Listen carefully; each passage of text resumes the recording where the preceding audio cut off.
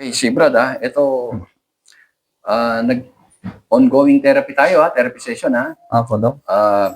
Ikaw mabigat ang pinagdaanan mo sa ngayon may cancer ka, di ba? Opo, Dok. Okay. Pwede bang simula kung anong ginawa mo, anong sakit mo, tapos simula. Pero ito, tatakpan sa IT natin. Tatakpan ang mukha niya. Nakiusap ako sa kanya na sabihin niya, istorya niya, kasi pang ilan session na natin? Panglima, Dok. Panlima, di ba? Opo.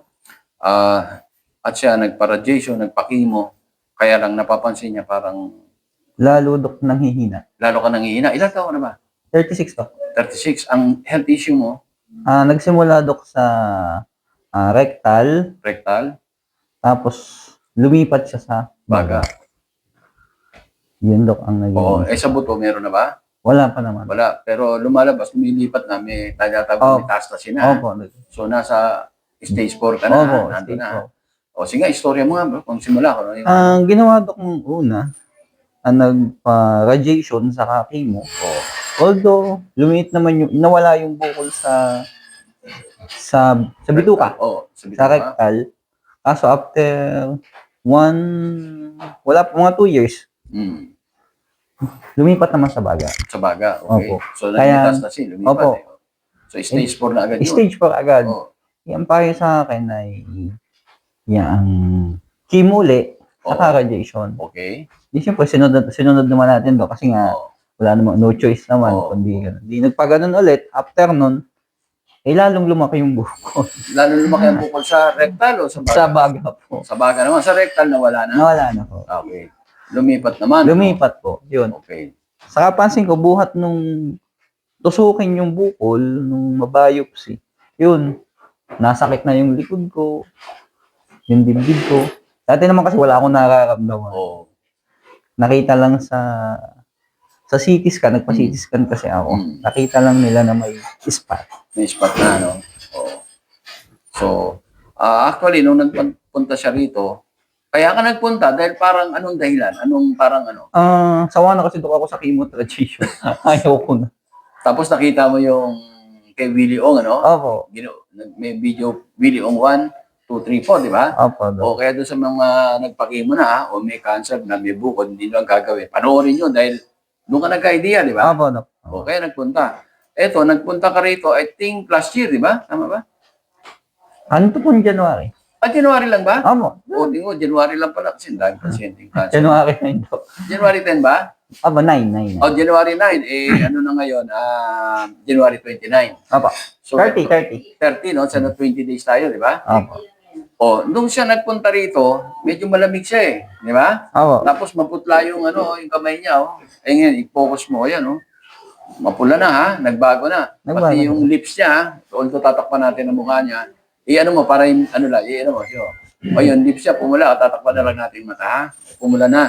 Saka napansin niya, dati, kung maliligo siya, nag-ano ka? Nagamit pa talaga ako ng heater. Heater. Kasi banyo namin may heater. Kasi nga, nilalamig ako. Kasi buhat nung ikimo, Dok, takot ako sa kawan. Tubig. Sa tubig. Oo, yun. Ngayon, anong pagpalit? Ay, malamig na, Dok.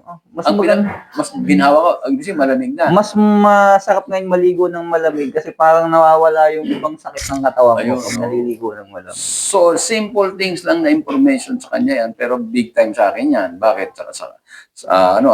Bakit ang tao, kapag natatalo tayo ng cancer o ng bacteria o ng virus, nanlalamig tayo. Pero pag nananalo tayo, ibig sabihin, lumalakas uli yung immune system natin, lumalaban, iinit tayo. Ayun, yun ang nangyayari sa kanya. So, madalit salita, nung nagpunta siya rito, pahina na ng pahina. Ngayon, umiinit So, lumalaban na yung immune system, lumakas. Tapos, hindi na siya namumutla, hindi na paputla, kundi gumanda na yung dugo niya, di ba? Opo, Dok. So, magandang sign, Kaya meron tayong diet na Abiso Wellness Diet, sinusunod naman niya. Medyo hirap ka lang, Pero, nagda-diet siya. Don't forget, nagda-diet, Mabigat, puro gulay na lang halos, pero hindi basta gulay. At ang inaano niya, ito, Itong inaano mo, di ba? Opo, Dok. Pakita mo. Itong, yung natural at saka oxy. Oxy, Ito yung iniinom mo, di ba? Opo. Nabasa mo ba kung ano yung mga nandiyan? Oo, Dok. Lahat ay superfoods. Superfoods. Talagang hindi basa ito. Kaya huwag kayong pag sinabing, may cancer ka, maggulay. Hindi basa gulay, may kaulan. Kaya nilalang yung mga gulay, may para yan sa mga kusinong klaseng sakit. Ito, superfoods ito. Opo, Dok. Nakita mo, halos wala na siyang kinakain kundi gulay na, pero hindi ka nanghihina, di ba? Hindi naman, Dok. Hindi Oo, naman. kasi ano ito blend ito, matagal itong ginano. May 35 years ko na itong inaano binibigay sa pasyente hanggang na perfect na to ng gusto, ha?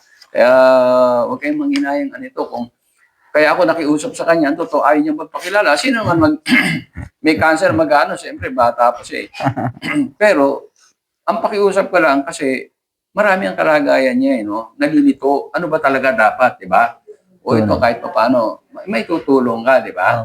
May tutulong siya, nasa process, 20 days lang, nagbago na. Samantalang dumaan na sa... Kasi rito, kaya ako sa Inapura, may nagpunta rito, laspag na halos anim na session, 5 session lang ang gawa, may bukol dito. Makikita niyo sa video ng Willie Ong, 1 to 4 yun. May bukol siya rito, nawala. Dito naman nagkabukol. Ito, patay na yun, ha? Yung sinasabi ko, patay na siya, kalungkot nga Nagpunta, siya hindi pa, may pag-asa. Ito, gano'n. Yun pag tinerapy namin, yung sinasabi kong nagkabukol dito, hindi niya na kaya. Siya kaya pa. Pero once na huli na ang lahat, katulad ba kami nanonood sa iyo, huli na ang lahat, ang therapy namin hindi nyo kaya. Masakit na yung katawan nyo, hindi na nga kayo makainom ng capsule. Susukan nyo siya, awa ng Diyos. Okay naman. Kaya ako, sa ngayon, kaya ako nagpaano na, dahil yung senyalis na napupula siya, umiinit ang katawan, hindi nangihina, sign na nananalo tayo, ha? Na-effect.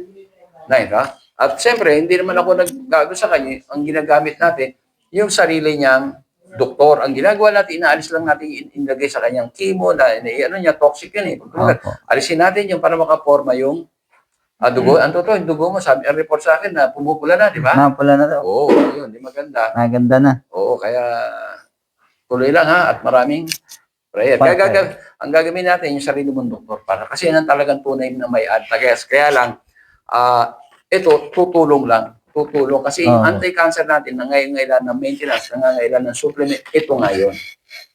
Na-prove na namin sa maraming pagkakataon, lalo doon sa nagpa-chemo, nagpa-radiation. Sige, bro, maraming salamat, ha? Salamat din po, Dok. Sana magtuloy-tuloy makakayanan mo.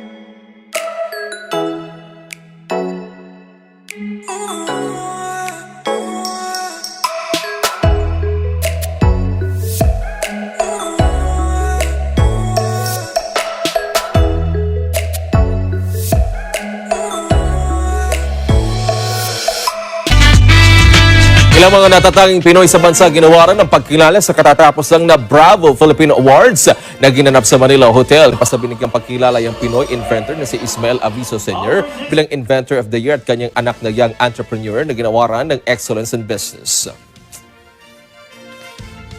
First of all, I'm very thankful na binigyan tayo ng pagkakataon ni Bravo Filipino na maging part of awardee of this year to be Excellence in Business. So I'm very happy na nakasali yung business namin dito. Nagpapasalamat ako maraming. Una sa Diyos, siyempre. Pangalawa, sa mga organizer nito, nakilala nila yan. Lalo-lalo na sa panahon ng pandemic.